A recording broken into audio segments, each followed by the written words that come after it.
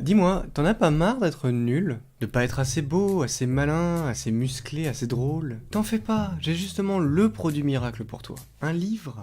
Mais attention, pas n'importe quel bouquin. Les 4 accords Toltec. L'idée centrale de ce livre, c'est qu'on vit tous dans son propre rêve, où quasiment tout ce qu'on croit sur nous est faux. Et si on veut comprendre ça, il faut regarder d'un peu plus près notre langage. Pour communiquer, on utilise des mots, des symboles. On en a pour tout ce qui existe dans ce monde. Une table, un stylo, une lampe, ou l'intégrale de Patrick Sébastien. Et on en a un sacré paquet pour représenter le métaphysique, ce qui n'a pas de forme. L'intelligence, la beauté, l'humour ou la générosité. Et le métaphysique, c'est toujours compliqué à définir. Il faudrait qu'on réalise qu'on en a tous des conceptions différentes. On en valorise tous certains plus que d'autres. Certains pensent que la bonté est plus importante que l'intelligence, et d'autres pensent complètement l'inverse. Mais surtout, on en a tous des définitions différentes. Ce que je trouve drôle, mon goût en matière d'humour, tu ne le partages probablement pas. Ce qui est vrai pour nous n'est pas nécessairement vrai pour les autres. Et ça, on est beaucoup à pas bien le piger. Pendant notre développement, on a appris à valoriser certains symboles et à les définir d'une manière particulière. Tout le monde nous a partagé sa définition du monde, ce qu'il pensait être les traits importants et comment il les définissait. Et dans ce mix, on a fait notre propre compote. On a créé nos opinions en fonction de celles des autres. On nous a exposé des exemples de ces termes. Pour vous, être intelligent représente peut-être être vif, confiant et cultivé. Et même si cette définition est arbitraire et discutable, on en fait une croyance fondatrice de notre vision du monde. Et inévitablement, on fait la même chose avec tous nos symboles. Le bien, le mal, la beauté, l'humour, la bêtise, etc. Toutes ces choses sont différentes pour tout le monde, mais on pense inconsciemment en avoir une définition objective. L'auteur veut nous dire qu'on vit dans un rêve. On projette nos propres symboles sur le monde. On pense voir la réalité, mais le fait est que notre attention est dirigée vers les symboles qui nous paraissent les plus importants. Et on étiquette le monde de notre opinion. On classe les autres en fonction de leur ressemblance à nos critères. Si on fait très attention à la beauté, on regarde les gens pour leur visage ou leur style, et on les classe. Beau, moche ou moyen. Pas mal, mais j'aurais pas fait comme ça. On apprend dès le plus jeune âge à diriger notre attention sur certains symboles. Si vous êtes anxieux, vous portez votre attention sur les dangers potentiels, et vous jaugez l'intensité du danger en fonction de la définition que vous en avez.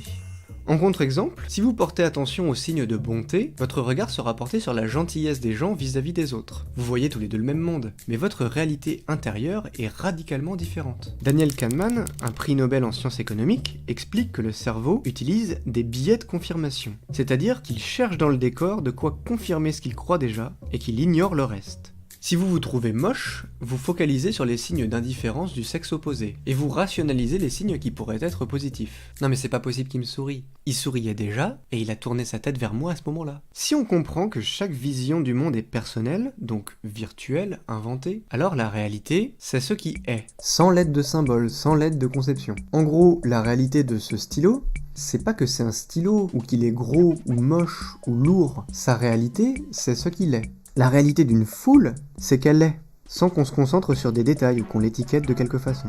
Alors tu rétorqueras peut-être, je me concentre sur les choses qui m'importent, j'ai mes opinions, où est le problème? En fait, le problème, c'est qu'on est des victimes de nos propres symboles. En oubliant que chaque opinion est une création, qui n'a rien à voir avec la réalité, on devient de moins en moins tolérant. On prend nos opinions au sérieux, et on vit dans une forme de critique d'une réalité dont on sélectionne les détails qui nous importent. On remarque ce qu'on veut bien remarquer des gens qu'on rencontre. Par exemple, une personne raconte une histoire, si on focalise sur l'humour, on fait attention à son humour, et si elle répond à nos critères, alors cette personne est drôle, à l'inverse elle ne l'est pas. Plus on est familier, et plus on se permet de comparer les personnes à nos critères de valeur. Nos proches, nos amis, nos partenaires, et bien sûr, qui est-ce qu'on connaît le plus?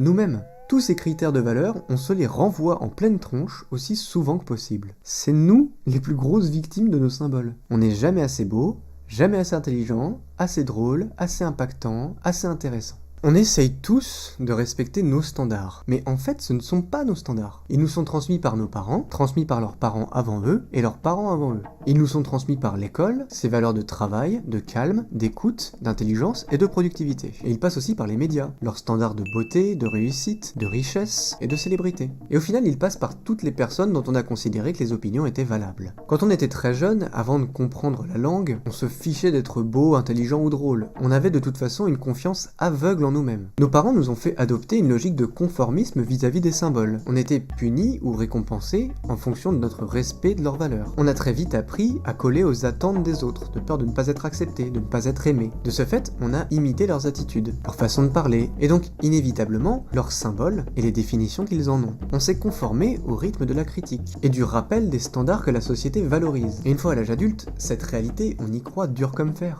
On est persuadé que ses opinions sont des vérités, qu'il faut tenter d'y coller, et on se juge avec. Trop bête, trop moche, et pas assez intéressant. On ressent de la honte, de la colère, de la culpabilité, de la peur et du dégoût envers nos corps et nos personnalités. On a un juge dans nos têtes qui nous fait peur. Quand on est seul, il revient sur les erreurs du passé, analyse nos faits et gestes et nous accuse de tout à la moindre imperfection. Pourtant, qu'est-ce que l'intelligence, la beauté, le charme, l'humour ? Tous ces termes sont différents pour tout le monde, ils ne sont pas réels. Vous êtes peut-être persuadé d'être moche, mais pour beaucoup dans ce monde, vous êtes magnifique. En gros, votre réalité n'est une réalité que pour vous. Et si vous choisissez de vous défaire de l'influence des symboles, vous pourrez progressivement retrouver votre valeur naturelle, vous autoriser à vous aimer, sans quoi votre bonheur est fortement mis en danger. Et pour ce faire, ce livre vous propose 4 accords, 4 règles de vie pour progressivement reprendre le contrôle de votre conception de vous-même et du monde. Le premier accord, c'est que votre parole soit impeccable. Il faut prêter attention à cette tendance qu'on a de se dénigrer et arrêter d'utiliser les symboles contre nous. Quand vous vous critiquez, ne vous croyez pas. Ce sont des conceptions qui n'ont aucune valeur en dehors de votre tête. Il faut arrêter d'être son propre ennemi et reconsidérer son opinion de soi-même. Tentez d'asséner un jugement objectif à vos actes. C'est également une règle à appliquer partout. Ne participez plus à ce jeu vicieux que le monde perpétue. Les gens ne méritent de subir ni leurs critères, ni les vôtres. Et tristement, si vous continuez à focaliser sur le mauvais dans ce monde, vous ne redirigerez jamais votre attention vers le bon en vous. Vous serez constamment à la recherche d'erreurs, de faux pas, qui n'appartiennent qu'à vous. Devenez responsable de vos actes et de vos paroles. Si vous faites du mal, si vous faites des erreurs, assumez les conséquences sans vous soumettre à des jugements acerbes. Le deuxième accord, c'est n'en faites pas une affaire personnelle. Prenez les paroles d'autrui avec du recul.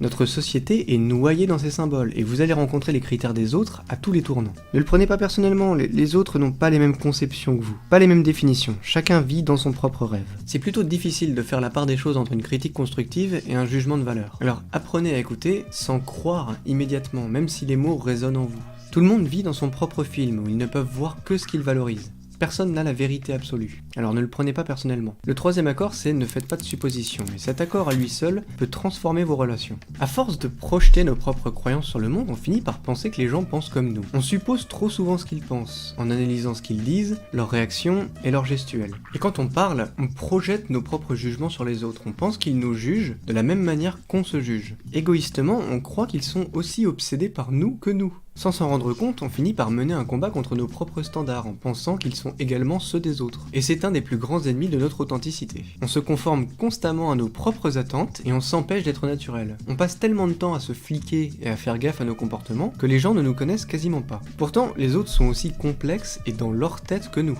Alors ce qu'il faut, c'est se détendre et ne pas faire de suppositions. Et le dernier accord. Faites toujours de votre mieux.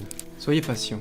La pratique mène à la maîtrise. Il y a des jours où appliquer ces accords sera beaucoup plus difficile que d'autres. Il y aura des situations ou des personnes avec qui il sera beaucoup plus compliqué de se faire une raison, particulièrement si vous valorisez leur opinion. Alors faites de votre mieux et vous vous donnerez plus de chances de vous affronter vous-même. Parce que c'est une guerre personnelle, vous affrontez votre juge qui adore trouver toutes les raisons de justifier ce qu'il croit. Vous allez mener une guerre contre votre attention, votre réceptivité, contre toutes ces choses que vous avez le réflexe de remarquer et celles que vous ignorez. Vous allez progressivement vous ouvrir à toutes ces belles choses qui ont toujours été là, mais qui n'attendent que vous pour être vues. Toutes ces belles choses que vous êtes, mais que vous écartez au profit du moins bon. Et c'est aussi une voie vers votre liberté relationnelle. Entre ce qu'on pense de nous, ce qu'on prend personnellement et ce qu'on suppose que les gens pensent, on passe le plus clair de nos conversations dans une inquiétude récurrente qui nous pourrit la vie. Plus vous intégrerez les 4 accords dans votre vie, plus vous deviendrez tolérant vis-à-vis de vous-même.